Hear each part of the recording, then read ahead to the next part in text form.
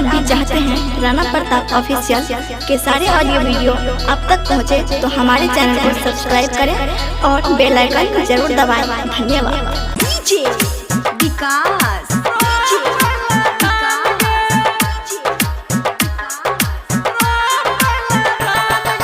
जेहन कहबी वहन तोरा देबो हम सामान गे।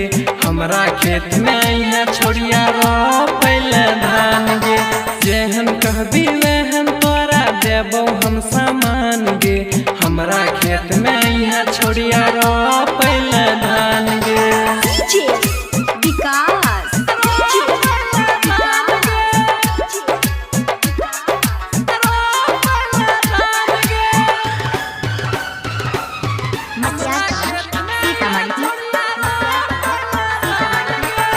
दू दिन से करे छियो छोरी हम वेट गे।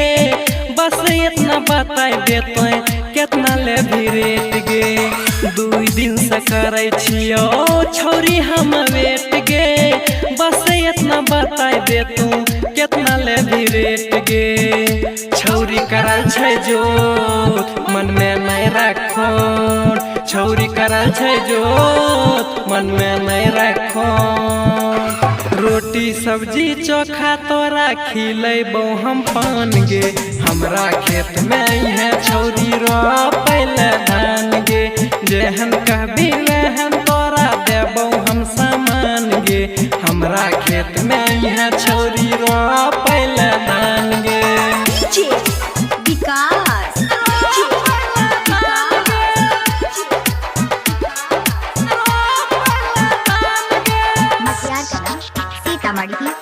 Recording by Sapna music.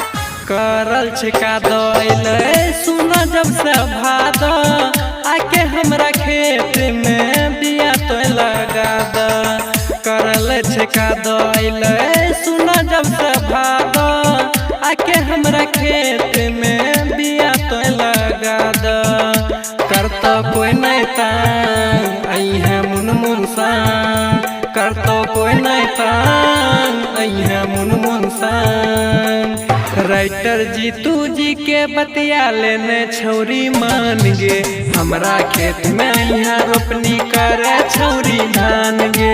एना नहीं तो छौरी हमरा देखा तू गुमान गे। हमरा खेत में यहाँ